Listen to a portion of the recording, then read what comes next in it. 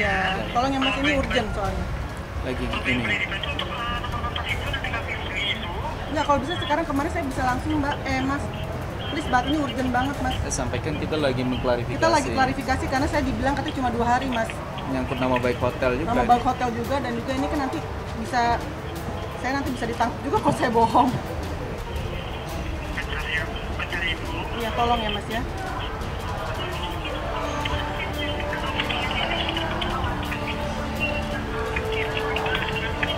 Atau sambil nunggu bisa ditanya ke Riki. Ada. Habis iya benar.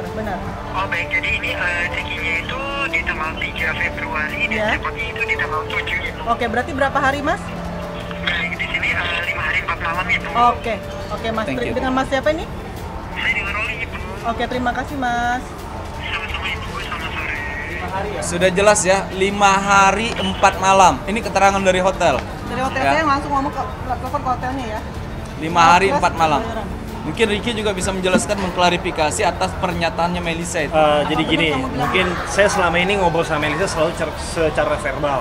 Dan selama ini juga saya masih menjalin komunikasi dengan dia itu karena dia selalu ada beberapa kata pengancaman terhadap Mbak Kalina. Makanya di sini saya masih meredam saudari Melisa itu tersebut. Dan ini beberapa bukti pengancaman yang diajukan oleh Melisa.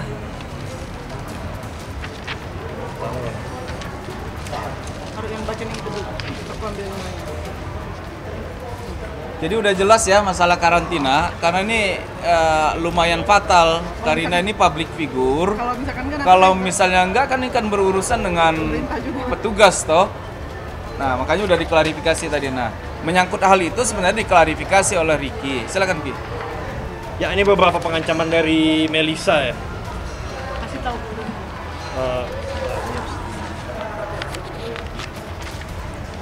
Beberapa chat dari dia ya.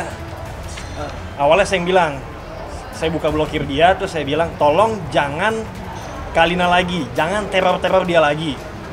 Lalu Melisa bilang, orang kalau udah sakit hati bisa ngelakuin apa aja dan bukan urusan kamu. Sambil ke arahin ke kamera deh. Ya. Ya.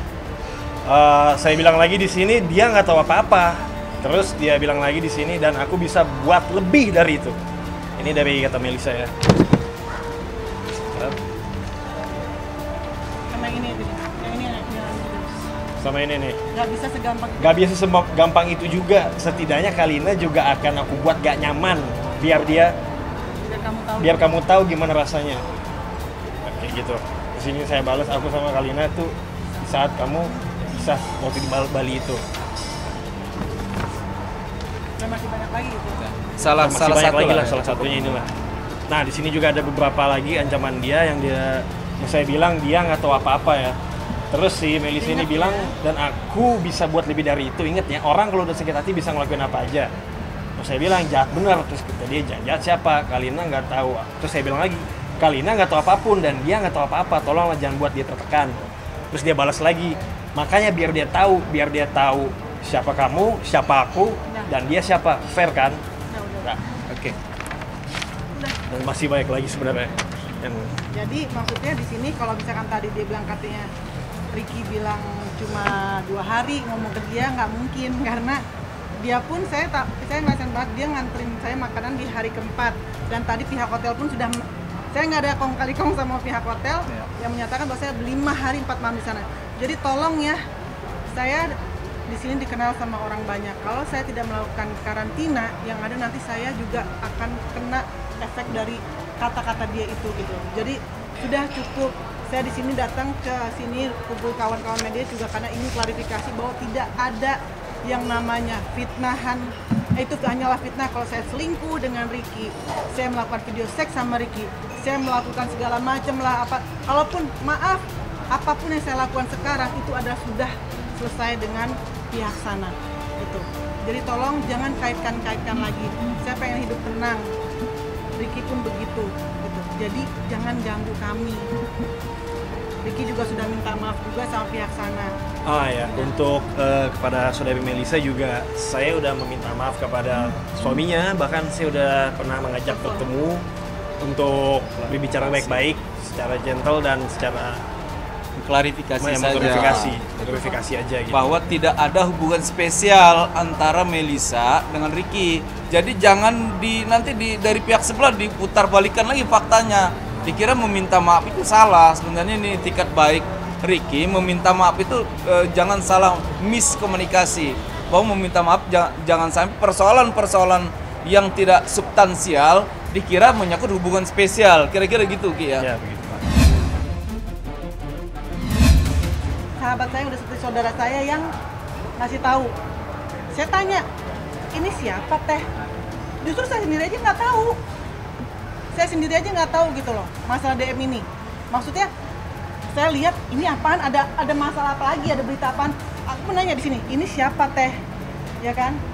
Karena memang aku nggak tahu. Nah, so aku tanya katanya kamu mend-DM adiknya sana yang ngatain lah, apa sih ngatain anaknya, ngatain ibunya, tetek bengek segala macam. Kalau saya boleh bawa nama anak saya bersumpah demi anak saya, Ascanio Nicola Corbuzier, saya tidak pernah mend-DM beliau. Tapi ada lagi berita, katanya saya nyuruh asisten saya, atau saya nyuruh orang lain, atau siapapun yang saya nggak ngerti, katanya untuk mend-DM ini. Saya nggak pernah nyuruh siapapun, demi Allah saya nggak pernah nyuruh siapapun. Saya berani, di saat saya berani bersumpah demi nama anak saya dan demi Allah, saya itu benar-benar saya nggak tahu. Jadi tolong jangan bikin fitnah di sini. Udah terlalu banyak fitnah. Berawal dari DM ini yang saya nggak tahu apa-apa, dia jadi benci banget sama saya. Dia sampai bilang katanya tuh saya selingkuh, saya ini. Karena awal dari situ. Saya nggak pernah. Dan katanya saya ngatain anak haram. Mana buktinya saya keluar mulut kata anak haram? Tidak ada. Gitu. Jadi tolong, kalau masa DM cari tahu. Caranya fakta. Bisa Jangan katanya. Jadi kalau menyampaikan tuh faktanya melalui siapa, seperti saya, ini kapan, di mana tempatnya, itu yang disampaikan. Jangan katanya ini kan menjadi fitnah. Nggak ada bahasa hukum tuh katanya. Tolong jangan bilang saya tuh nge-DM karena hanya bukti. Oh ini nomor teleponnya ini apa segala macam. Bukan saya tidak pernah nyuruh. Saya tidak pernah menyuruh siapapun di sini. Saya bawa nama Tuhan kali ini karena memang saya tidak melakukan itu. Dan saya bawa nama anak saya di sini karena saya tidak pernah mend-DM dan menyuruh. Oke. Udah tolong ya.